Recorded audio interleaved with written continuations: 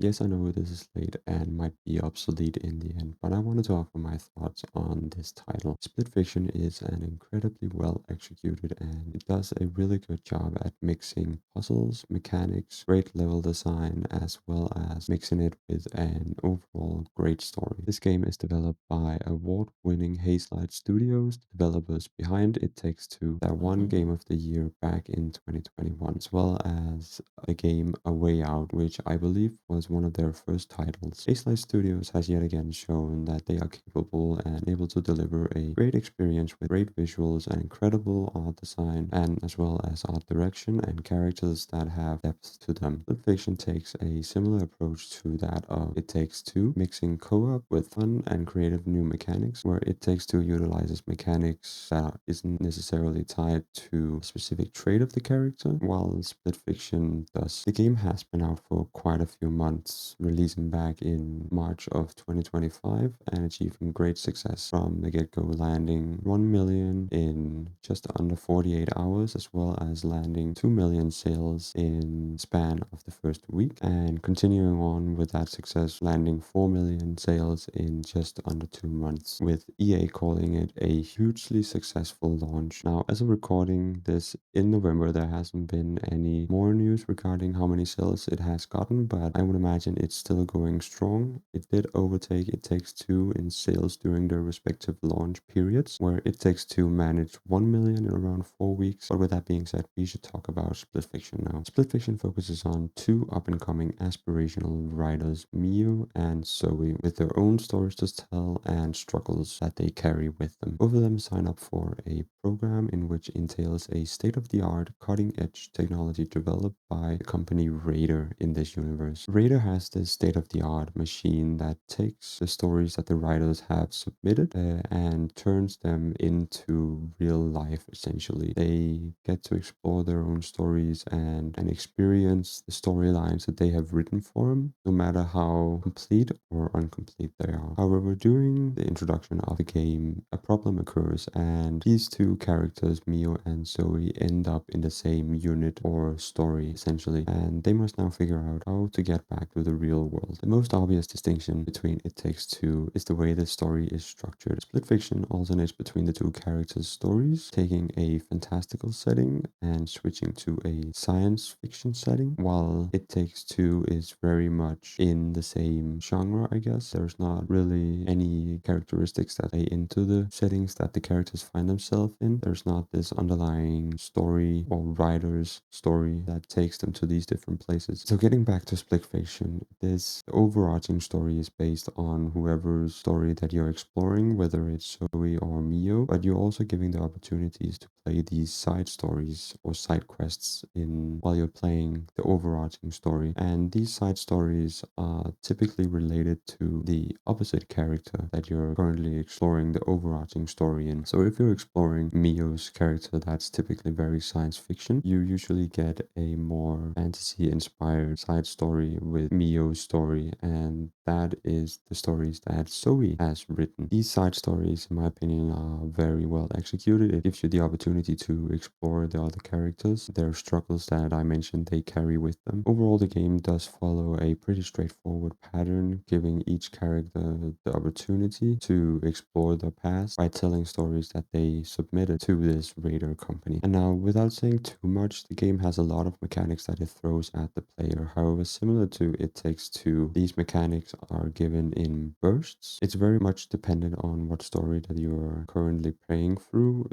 what powers you end up getting. And in some of the stories, these powers are evolved, they get upgraded, or you end up getting a whole new set of powers that introduces new mechanics to you. And I do feel like Hazelight Studios managed to drip feed the player in a way that it feels very rewarding and natural, I guess, in the sense that they let the player get used to these powers just enough before they introduce another set of new powers. And some mechanics I do want to point out is the shape shifting. I feel like they managed to give the characters unique abilities and balance them in the way that makes them both stand out and also makes them both appear very cool without one overshadowing the other. Another thing I do want to mention is particularly one of the side stories, and I feel like this shows exactly how unique and interesting and worthwhile Hazelight Studios managed to make this. One of the side stories take the setting of a barn where each player is controlling a pig. Now, this has been revealed in one of the promotion materials that they released prior to the game releasing, so I think this would be fine to talk about. This side story is very much lighthearted and fun to play around with and mess around with. It's cozy and just silly. You get to explore different areas in the story. I mentioned the barn setting, which is the first area that you get to explore in this side story, and it then shifts the explorable area to the outside of the barn, and it also lets you explore a smaller carnival with a few different attractions that you can try. Now, while I did mention that this is fun and lighthearted, it does take quite a bit of a twist towards the end where the pigs get turned into sausages. While we do see a bit of the process of the pigs getting turned into sausages, I do want to say they did manage to make the ending fun and not dreadful, essentially. So I do feel like the side story ends on a high note rather than on a very much grim note. While I was working on this script, a thing popped up on my screen, and it's something that I do want to bring attention to, and it is the fact that the game already has a movie set for it, and this was fairly recent to the game releasing. I do have it pulled up on my screen right here, so we can just take a look. And as you can see right here, it says Sydney Sweeney to star in split fiction film adaptation from director John M. Chu, the Deadpool and Wolverine writers. And what's particularly interesting is that while Sydney Sweeney is starring in it, she's also co-producing it, and it does state that fact a bit further down. And while we do know that these two are on board for the upcoming adaptation, probably a few years from now, not much is really known about this project, but of course we do know the overarching story, so I'm hoping that they don't change too much of the story. I would imagine they explore more of the two main characters, Zoe and Mio, because I do feel like while we did get a bunch of background story about them, I would have liked to see perhaps a bit more of that, because I do think they're very interesting characters. And with that being said, I'm hopeful, I'm excited for this project, because I hope that it turns out great, because the game set a really strong and solid foundation for this project. Now, some of the things that might have bugged me a little bit from this game is particularly one of the stories that you get to explore. Without saying too much, it is one of the later stories that you end up exploring, and it has a very particular gunplay, I guess you could call it. For that, the story falls a bit flat for me, and in my opinion, it's probably the least exciting story. I am not a big fan of these types of gunplay, and while some of the mechanics in this story are quite interesting, in my opinion, it just doesn't do enough for me to rate it higher on my personal list of the stories. I feel like the other stories are much better in terms of the mechanics they introduce, and as well as the underlying story that they each explore. And another thing I do want to bring attention to is also a bit of the negatives that I have towards this game, is that there's a brief moment when the two characters are made aware that they are in a glitch story. I feel like the first glimpse that we got of this story is very interesting, and I would have liked to see them explore it a bit more, especially because I'm a big fan of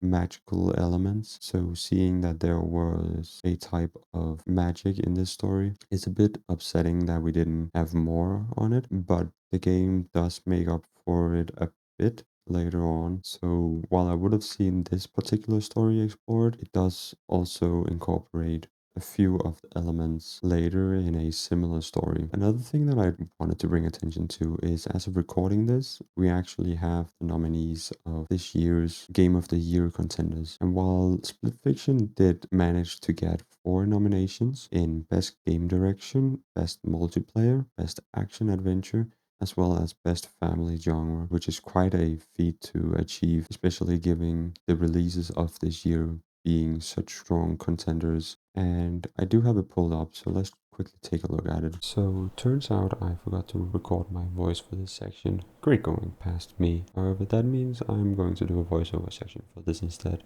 As you can see, the nominees for Game of the Year is as follows: Clair Obscur Expedition 33, Death Stranding 2 On the Beach, Donkey Kong Bonanza, Hades 2, Hollow Knight Silksong, and Kingdom Come Deliverance 2, and no Split Fiction surprisingly. While each of these games are great and have gotten great reviews both from journalists as well as the general public, I still would have liked to see Split Fiction up there. If I had to pick, I would switch out either Death Stranding 2 or Donkey Kong Bonanza, simply because from what I've heard, Death Stranding 2 is just the same game of UPS delivery as the first one was. While the game is reviewed great in my opinion, it doesn't do things much differently from what I've seen. It's a graphically impressive game, but the story falls flat and isn't the selling factor of the game. I've heard the general consensus of the game is described as a relaxing game where you just sit back and enjoy delivering packages. It's an incremental improvement from the first game, and it has refined areas that the first game didn't do so well in. With the Donkey Kong game, I also haven't played it, but I've heard that it's great. Now, I don't know what that really means, but since it's a Nintendo game, I'm not surprised that it's a Game of the Year nominee, since Nintendo games often gets nominated. Take for example Game of the Year nominees for 2023 with Super Mario Bros. Wonder and The Legend of Zelda Tears of the Kingdom. Specifically this year, Baldur's Gate 3 ended up taking the win as deserved, but The Legend of Zelda was definitely a potential winner with how great the game was. In 2022, Xenoblade Chronicles 3 was nominated, but Elden Ring took the win. So quite often Nintendo ends up with at least a nomination for their games. But with that being said, those are probably the games I would switch out either way. I don't have much else to say about Split Fiction. It is a very well executed game, and I think Light Studios did a wonderfully job crafting this game. While I don't have a lot more to say, I'm very hopeful for the movie, and I am very excited to see how it goes with the production when we get new information about it. And I think it's a very safe movie because they have a really great product to base it on. While it is a safe movie in the sense that they have this game, I hope that they take risks as well, because seeing a one-to-one copy of a movie is not really that entertaining. So I hope they get the opportunity to explore